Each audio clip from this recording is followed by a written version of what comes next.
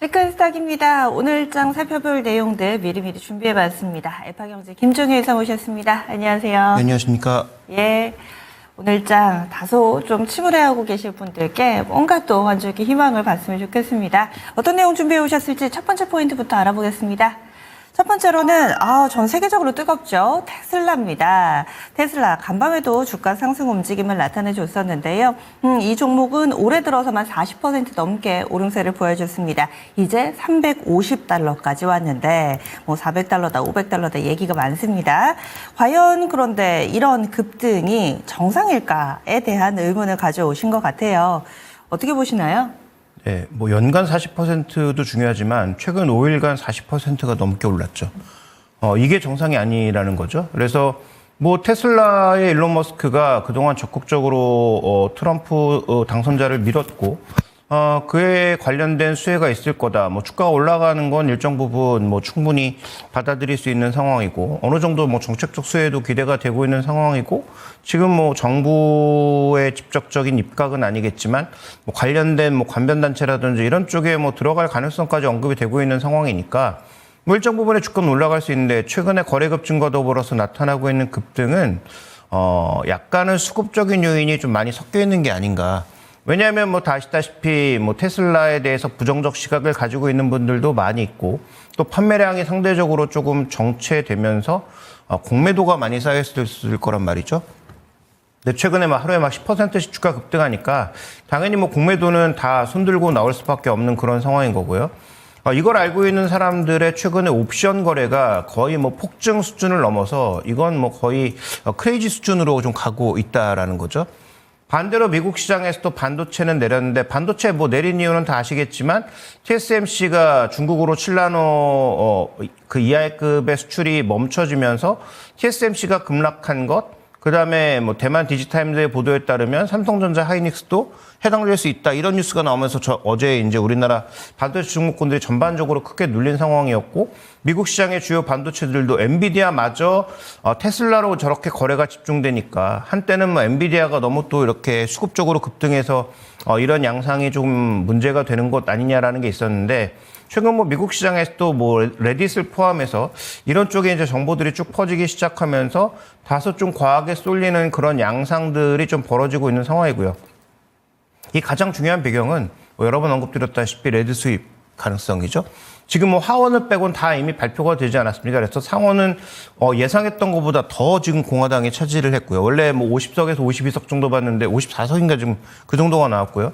그다음에 지금 그 하원 장악 가능성도 한 석인가 지금 남았습니다. 그래서 218석이 과반을 넘는 건데 216석인가 17석인가 거기까지 왔거든요. 그다음에 지금 시장 예상으로는 222석 정도까지는 된다라고 보고 있는 거라서 이제 레드 수입으로 가는 건 거의 명확해지고 있어요. 그래서 행정, 사법, 의회까지 모두 지금 공화당 쪽으로 넘어가는 그런 상황으로 가니까 그래서 테슬라에 관련된 기대감은 더 올라가면서 소위 이제 트럼프 트레이드, 테슬라뿐만 아니라 가상자산까지 모두 급등하는 그런 양상으로 가고 있는 것이죠. 결론은 뭐냐면 뭐 더 올라갈 수 있죠. 뭐 당장 뭐 한 10%, 20% 올라갈 수 있는데 중요한 건 여기서 한번 잘못 올라타면 이렇게 수급으로 간 물량들은 미국도 우리나라도 다 주간 옵션까지 있는 상황이기 때문에 주간 단위로도 크게 흔들릴 수 있고요. 그다음에 어차피 레드 수입이라는 게 확정이 되면 그다음부터는 정말 테슬라의 실적 이런 거에 기인하게 될 텐데 테슬라의 실적이 지금 뭐 그렇게 깜짝 놀랄 만큼의 실적을 내고 있는 건 아니잖아요. 뭐 물론 여러 가지 기대감이 섞여 있긴 하지만 그건 또 1월 20일이라고 하는 기간이 남아있는 상황이니까 결론적으로 테슬라는 뭐 지금 이제 이렇게 급등하고 매일 뉴스 나오다 보니까 다시 사볼까라고 생각하시는 분들도 있을 것 같은데 그걸 좀 말려보고 싶은 거고 그다음에 현재 구간에서 테슬라의 본질적 상승을 이끌어낼 만한 예를 들어 뭐 자율주행과 관련된 파격적인 규제 철폐 이런 게 과연 나올 수 있을까?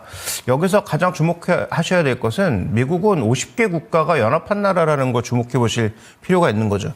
그러니까 연방정부에서 이걸 정할 가능성도 별로 없고 정했다고 하더라도 50개 주에서 그걸 있는 그대로 다 받아들일 가능성도 거의 없다라는 것입니다. 그래서 그런 측면에서 놓고 봤을 때 테슬라와 관련돼서는 이제 와서 뭐 뒤늦게 따라가는 거 별로 의미가 없고 더 중요한 건 우리나라에서 그나마 테슬라가 묻어있는 종목군들이 상대적인 강세를 보여주고는 있습니다만 상대적인 강세일 뿐 테슬라만큼 움직이는 것도 아니지 않습니까? 그래서 테슬라가 밀릴 때는 오히려 그동안 올랐던 거 다 토해낼 가능성도 있기 때문에 그런 관점에서 본다면 여전히 2차 전지에 대해서는 계속 강조드리고 있지만 저점은 찍은 것 정도만 확실하지 지금 현재 구간에 수세적으로 돌아설 가능성 별로 없어 보이고요. 오늘 뭐 LG에서과 관련된 뉴스가 하나 나온 게 유럽이 규제를 늘리면서 전기차 판매가 좀 늘지 않겠느냐. 그래서 LG에서에 대한 뭐 기대감을 높인다 이런 뉴스 나와 있던데, 글쎄요. 그 부분에 대해서는 전혀 동의할 수가 없는 게 이미 가격이 싼 중국의 로컬 자동차들의 판매가 러시아뿐만 아니라 유럽 지역으로도 꽤 판매가 많이 진행되고 있는 상황인데다가 유럽도 최근 들어서 판매량 증가는 오히려 하이브리드 쪽에서 더 강하게 나타나고 있다는 점을 고려해 볼 때, 과연 전기차의 가격이 더 싸지느냐가 더 중요하고 팔릴 만한 가격의 그 자동차가 많이 보급되는지가 더 중요한 것이고, 여전히 LG엔솔은 NCM을 집중적으로 하고 있는데요. 지금 유럽에서 팔리고 있는 자동차의 상당수는 LFP 모델도 많이 팔리고 있는 것으로 봐서, 그러니까 적정한 가격의 차가 많이 팔리고 있는 것으로 봐서 LG엔솔의 뭐 판매량이 급증할 것이다라고 예상하는 것은 좀 너무 나이브한 분석이 아닌가라고 보고 있고요. 4분기는 뭐 다 아시는 것처럼 그 판매량이 미국에서 줄어들면서 거의 적자 전환은 확실시되고 있는 상황이니까 여기 대해서도 너무 큰 기대를 가져가시기에는 쉽지 않다. 이렇게 좀 봐야 될 것 같습니다. 네. 테슬라를 비롯해서 최근에 뭐 글로벌 증시, 미증시에 대한 관심이 뜨거운데 지금이라도 이 올라타야 될까라는 생각에 대해서는 다시 한번 좀 곱씹어 보시면 어떨까. 이 거품이 꺼질 때도 같이 좀 대비를 해 보셔야 되니까요. 단기의 급등세가 마냥 이어질 수는 없다라는 시각으로 얘기해 주시네요. 첫 번째로 테슬라 봤습니다. 다음 두 번째 넘어가겠습니다. 우리 IT는 영 부진하죠. 그런데 대만 IT 전체적인 실적을 통해서 업계 분위기를 살펴보겠습니다. 좀 전에 오프닝에서도 TSMC의 이야기로 출발을 해봤는데 지난 주말을 기점으로 나온 TSMC의 10월 매출은 전년 대비했을 때 30% 늘었습니다. 주가는 괜찮게 가고 있는데 좀 더 들여다볼까요? 네, 일단 지금 살펴보면 가장 큰 그 동향은 대만도 마찬가지다라는 거죠. 그러니까 AI 관련된 기업들 빼고는 다 별로다라고 한마디로 요약해 볼 수 있습니다. 그래서 지금 현재 구간에서 지금 좋은 것은 TSMC. 근데 TSMC는 좋은데 UMC도 좋냐 아니면 글로벌 파운드리도 좋냐 그렇지 않고요. TSMC만 좋은 거고.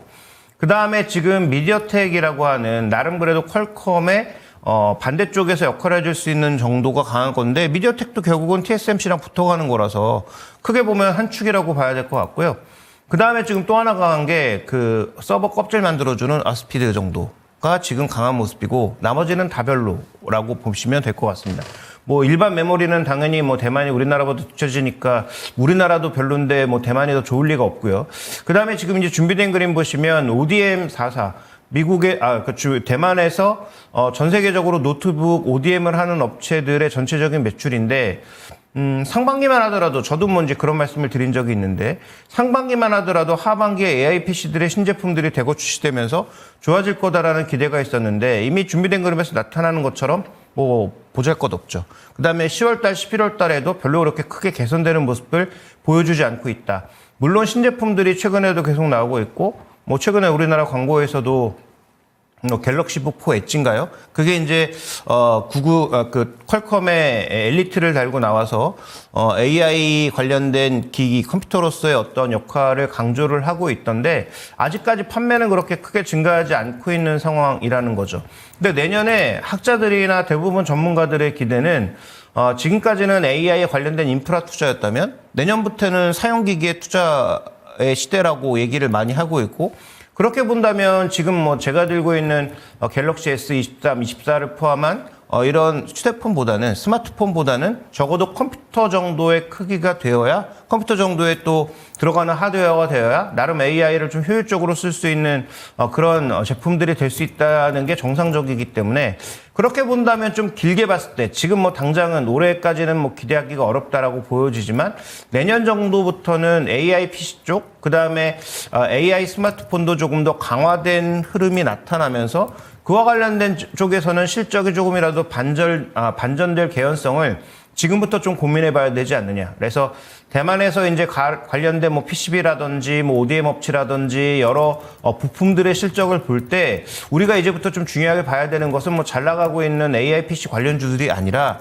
오히려 범용 반도체라든지 IT 부품 쪽에서 뭔가 반전 시그널들이 나오는지를 좀 살펴볼 필요가 있겠죠.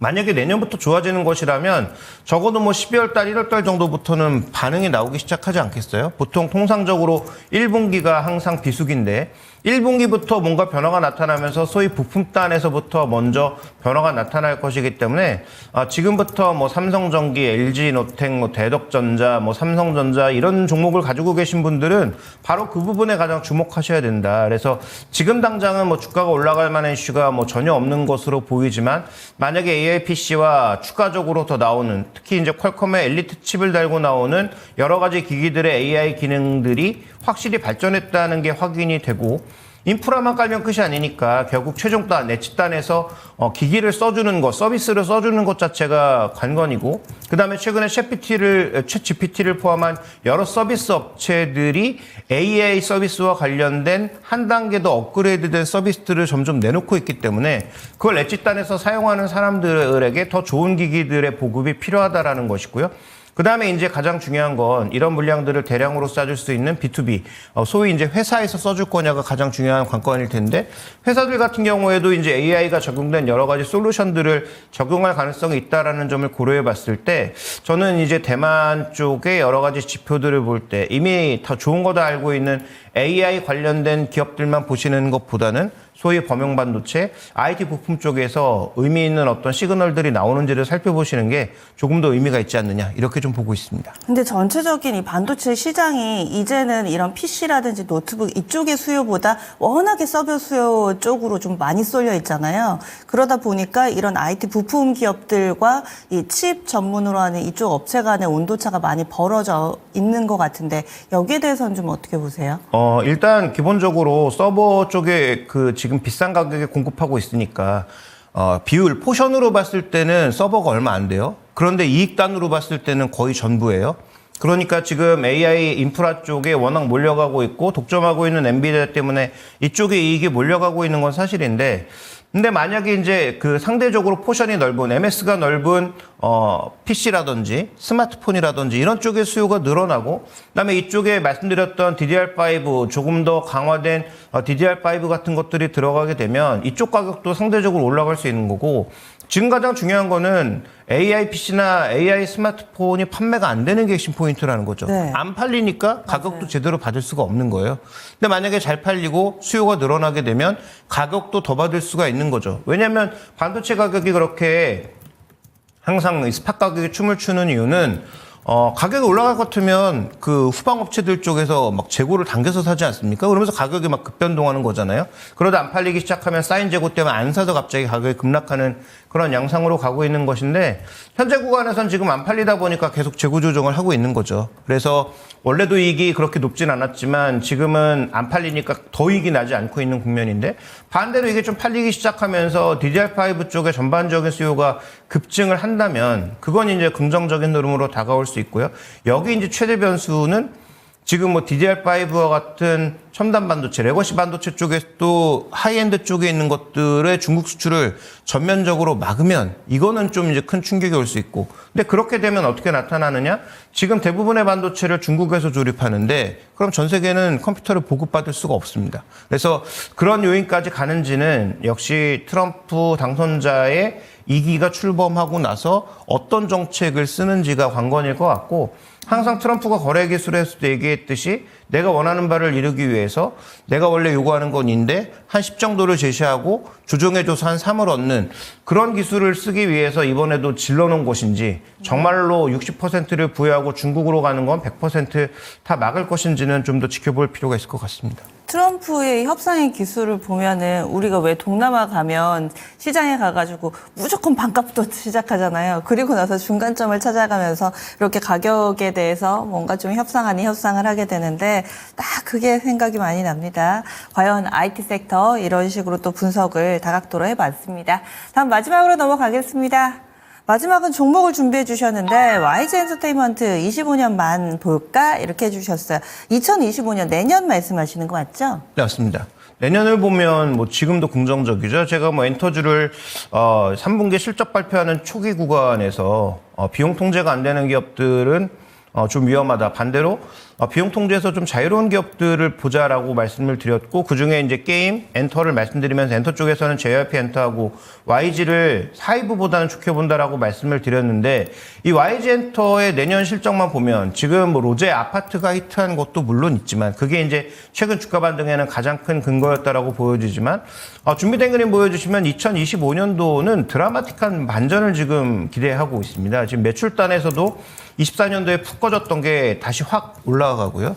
그다음에 적자로 돌아섰던 게 내년도에 대규모의 이익으로 다시 돌아서는 그런 꿈을 꾸고 있는데, 여기에는 뭐 트레저나 뭐 베이비몬스터 같은 기존에 있는 팀들을 좀 더 그 타이트하게 스케줄을 소화시키는 것도 있지만, 그다음에 베이비몬스터라고 하는 팀 자체가 이제 투어를 돌 수 있을 정도의 그룹으로 성장했다는 어떤 자신감이 깔려 있는 것으로 보이나, 결국은 하반기에 블랙핑크가 돌아오는 게 핵심이라는 거죠. 그러니까 지금 하이브도 6월달 이후에 완전체의 그 방탄소년단 BTS가 돌아왔을 때 거둘 수 있는 이익에 대한 기대감을 막 선반영하면서 움직이고 있다면, YG는 뭐 무조건 지금은 블랙핑크가 내년 하반기부터는 뭐 비교적 뭐 예전처럼 타이트하게 돌진 않겠지만 그 글로벌 투어를 한번 돌 가능성이 있다라고 보고 있는 것이고, 그런 글로벌 투어 때문에 전체적인 매출과 이익이 다시 급반전할 것이다라고 기대하고 있는 거죠. 근데 올해도 이미 확인된 것처럼 과연 그러면 블랙핑크는 매년 그렇게 YG가 원하는 대로 글로벌 투어를 돌 것이냐, 아니면 1년 이렇게 돌고 나면 또 내년도는 쉴 것이냐라는 거죠. 그럼 만약에 내년도에 또 안 돈다면, 그러면 이렇게 블랙핑크가 활동하는 연도는 이익과 매출이 올라가고, 그렇지 않은 연도는 이게 다시 딱 떨어지는 그런 상황이라면 이 종목은 전반적인 평균이 하향되는 그런 상황으로 갈 수밖에 없습니다. 그래서 내년도만 보면 뭐 지금이라도 사야 될 것 같은 그런 생각이 들지만, 만약에 내후년에 또 이런 담보 상황이 되지 않는다면, 그러면 이 종목의 전체 평균 이익과 매출, 밸류에이션은 다 대거 떨어뜨릴 수밖에 없는 그런 상황인 거죠. 그래서 과거에 주성엔지니어링 같은 경우 꽤 높은 기술력과 그 기술을 갖고 있음에도 불구하고 삼성전자 밴더에서 탈락하면서 매년 이익과 매출이 뭐 등락을 거듭했죠. 뭐 흑자 났다가 적자 났다가 반복하면서, 그래서 그 종목이 전혀 밸류의 가치를 인정받지 못하다가 뭐 최근 들어서는 또 매출단이 전반적으로 증가하면서 또 SK하이닉스가 잘 나가면서 최근에 뭐 좋아진 것처럼, 지금 YG 같은 경우에도 중요한 건 블랙핑크가 언제 돌아오느냐에 초점을 맞추는 게 아니고, 블랙핑크 외에 나머지 그룹들이 얼마만큼 성장하느냐. 뭐 블랙핑크만큼 성장할 가능성은 뭐 높지 않겠지만, 그래도 어느 정도의 퍼포먼스를 낼 수 있을 정도의 그룹으로 성장하는 게 중요하죠.